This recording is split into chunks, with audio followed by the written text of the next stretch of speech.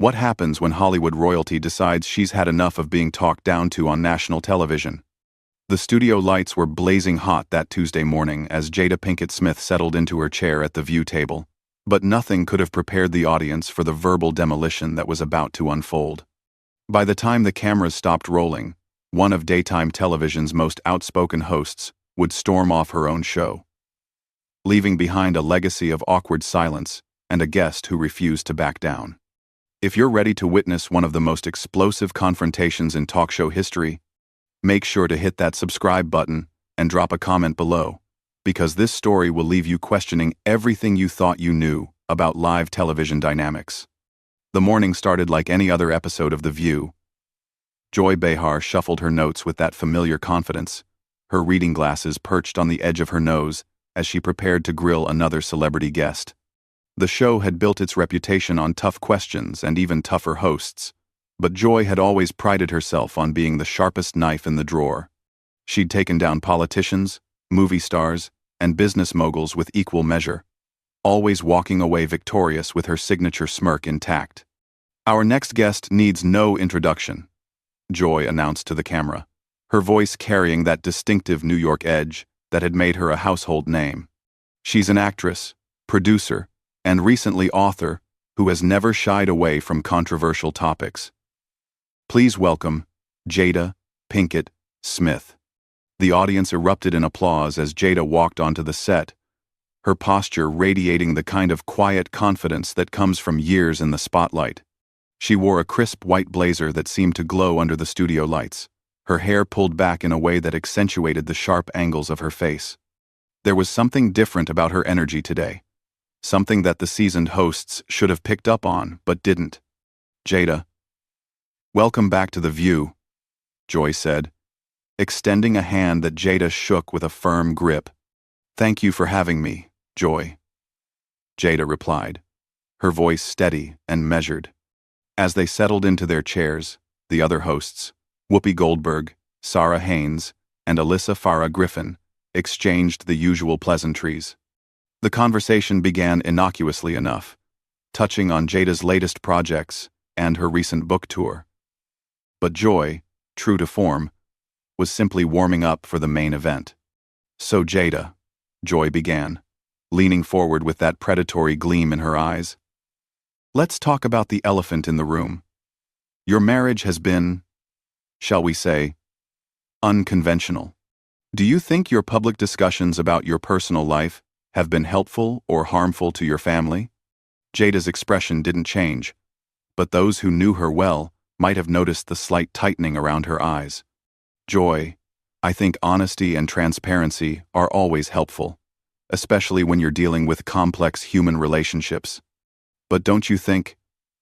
Joy pressed on, her voice taking on that prosecutorial tone she was famous for. "That some things should remain private?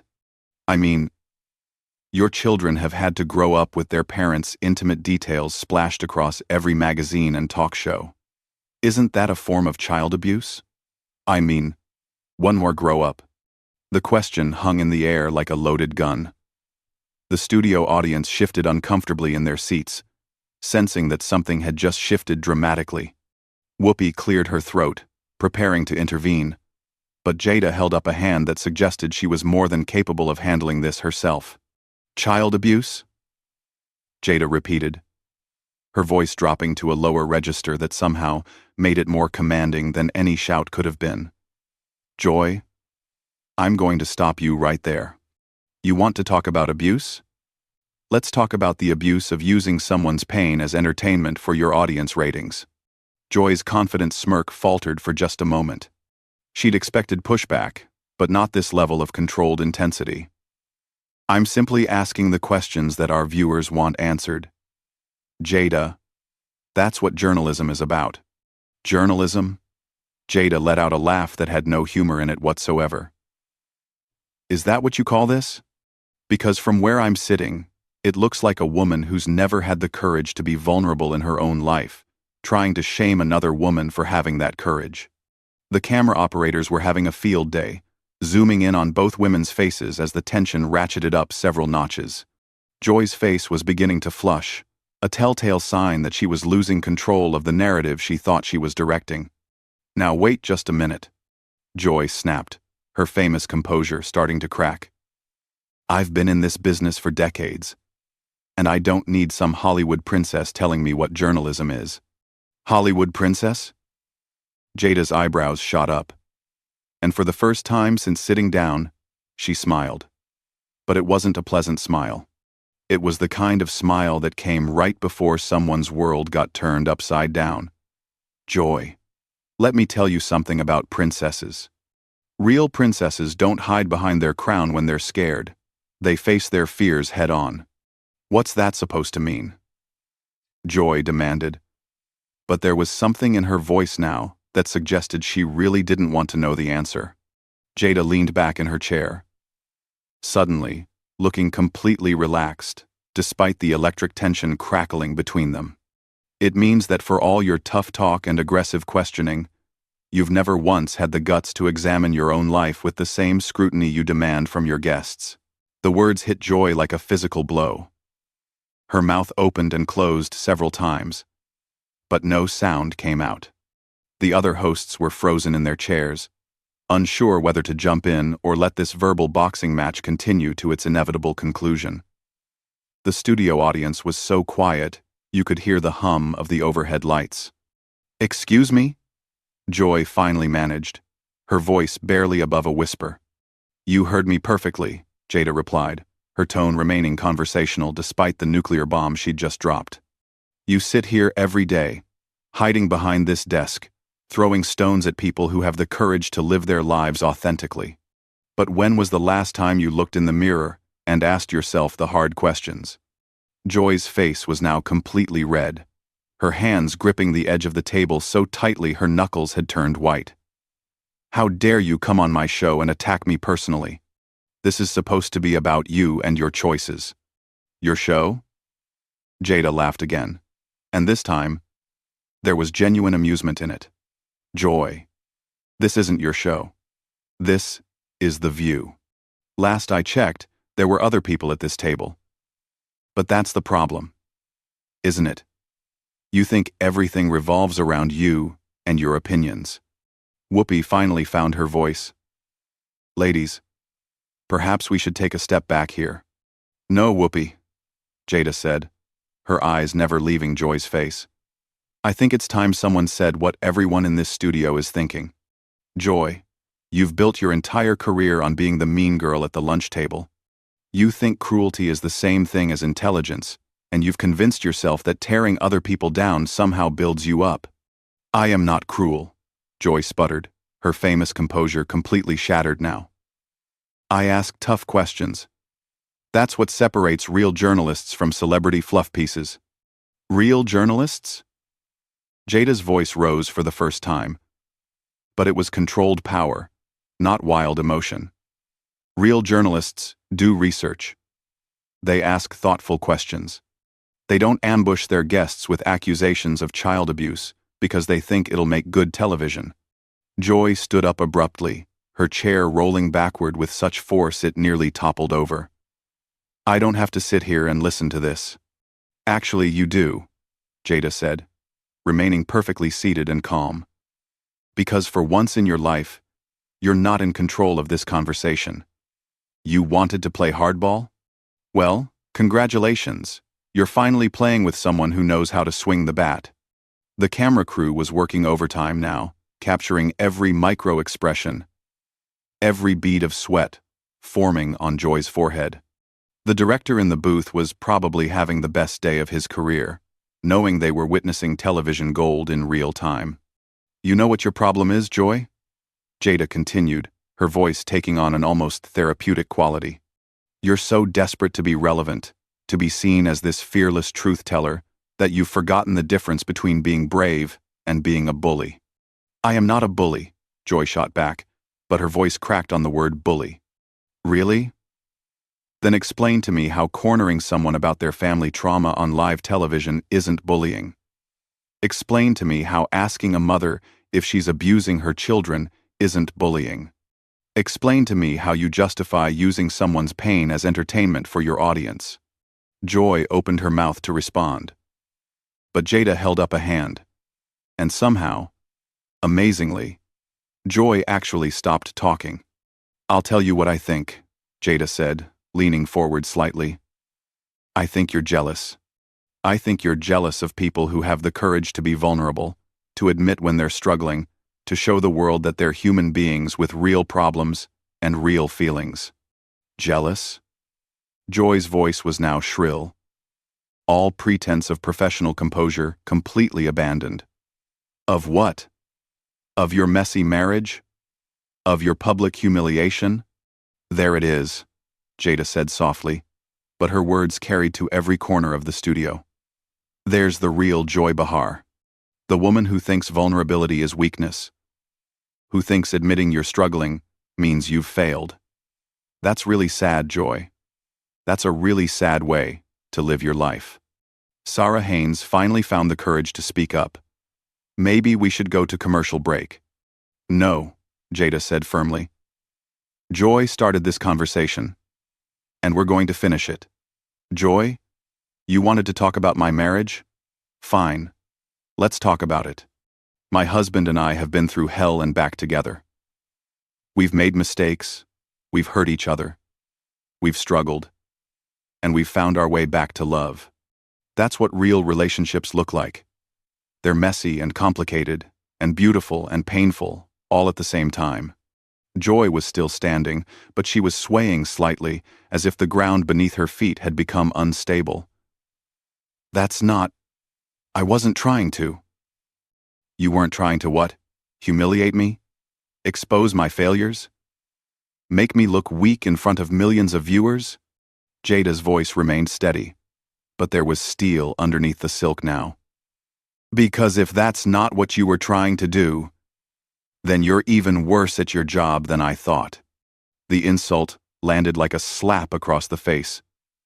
Joy's mouth fell open, and for several long seconds, she just stared at Jada, in complete shock.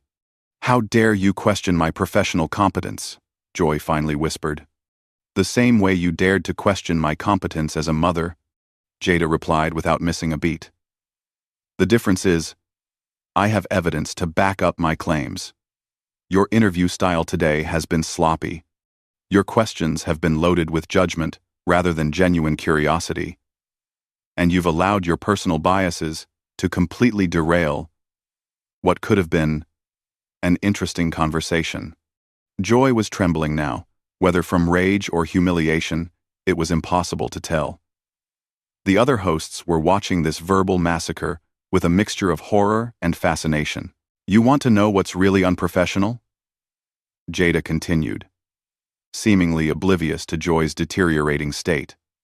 "Ambushing a guest with personal attacks, disguised as journalism. Using your platform to tear down other women instead of lifting them up. Hiding behind the excuse of tough questions, when what you're really doing is feeding your audience a steady diet of cruelty and calling it entertainment." Joy's breathing was becoming rapid and shallow. She looked around the studio as if searching for an escape route, but the cameras were everywhere, capturing every moment of her professional demolition. "I've been doing this show for over 20 years, Joy said, her voice barely audible now. "And in all that time," Jada replied, her tone almost gentle now, which somehow made her words even more devastating. "Have you ever once stopped to consider that maybe, just maybe, there's a better way? Have you ever thought that you could use your influence to heal instead of harm?" "That's not... I don't," Joy stammered, all of her famous quick wit completely deserting her. "You don't what, Joy? You don't care about the damage you do? You don't think about the real people behind the headlines you dissect for sport? You don't consider that the celebrities you mock and criticize are human beings with feelings and families?" Whoopi made another attempt to regain control. "Jada, I think we need to." "No, Whoopi, let her answer," Jada said, her gaze never wavering from Joy's face. "I'm genuinely curious. Joy, when you go home at night, when you're alone with your thoughts, do you ever feel proud of the way you've treated people? Do you ever feel good about making someone cry on national television? Joy's hands were shaking visibly now. She tried to speak several times, but only managed to produce strangled sounds that weren't quite words. "Because I'll tell you what I see when I look at you right now," Jada continued, her voice taking on an almost clinical quality. "I see a woman who's so afraid of her own vulnerability that she's spent decades attacking vulnerability in others. I see someone who's convinced herself that being mean is the same thing as being strong. And honestly, it makes me feel sorry for you." The word sorry hung in the air like a death sentence. Joy's face crumpled, as if she'd been physically struck. The pity in Jada's voice was somehow more devastating than all the anger and accusations that had come before. "Don't you dare," Joy whispered, tears beginning to form in her eyes. "Don't you dare feel sorry for me." "Why not?" Jada asked. And for the first time, there was genuine compassion in her voice. "Joy, what happened to you that made you think the only way to feel powerful was to make other people feel powerless? What hurt you so badly that you decided kindness was weakness?" The question was asked so gently, with such genuine curiosity and concern, that it was like watching someone defuse a bomb by cutting the wrong wire. Joy's entire defensive structure simply collapsed. "I can't," Joy said, backing away from the table. "I can't do this anymore." "You can't do what anymore, Joy?" Jada pressed, but her tone remained soft. "You can't answer honest questions about your own behavior? You can't face the same kind of scrutiny you dish out to everyone else? Or you can't keep pretending that cruelty is just part of the job?" Joy was openly crying now, mascara streaking down her cheeks in dark rivers. The studio was so quiet that you could hear the sound of her ragged breathing through the microphones. "This isn't fair," Joy sobbed. "This isn't how this was supposed to go." "Joy. How was it supposed to go, Joy?" Jada asked, rising from her chair for the first time since the confrontation began.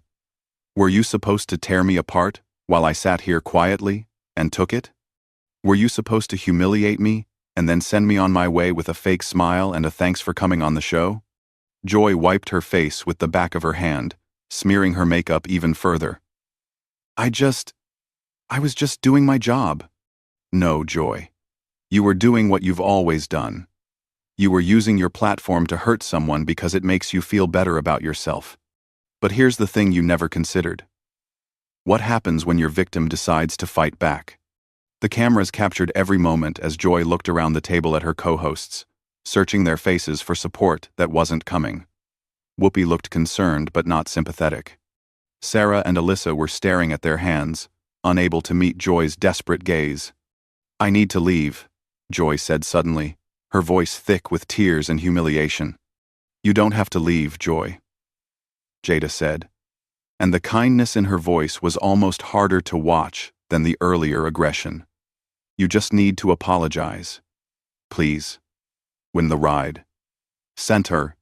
Please problems on ride." "Apologize?" Joy's voice cracked on the word. "For the ambush. For the personal attacks. For using my family's pain as entertainment. For spending years building a career on other people's suffering. Just say you're sorry, Joy. It's not that hard." Joy stood there for what felt like an eternity, tears streaming down her face, her whole body shaking. The studio was so silent, you could have heard a pin drop. Everyone was waiting to see if she would find the courage to take responsibility for her actions. Instead, Joy ripped off her microphone with such force that the wire snapped. She threw it down on the table where it landed with a sharp crack that echoed through the studio. "I quit," she said, her voice barely recognizable through the tears and rage. "I quit this show. I quit this network. I quit all of it." Without another word, Joy Behar stormed off the set, leaving behind a trail of stunned silence and a guest who had just accomplished something that seemed impossible. She had rendered one of television's most notorious loudmouths completely speechless. As the cameras continued to roll, Jada calmly returned to her seat and looked directly into the camera with a slight smile. "And that," she said to the millions of viewers watching at home, "is what happens when you confuse courage with cruelty."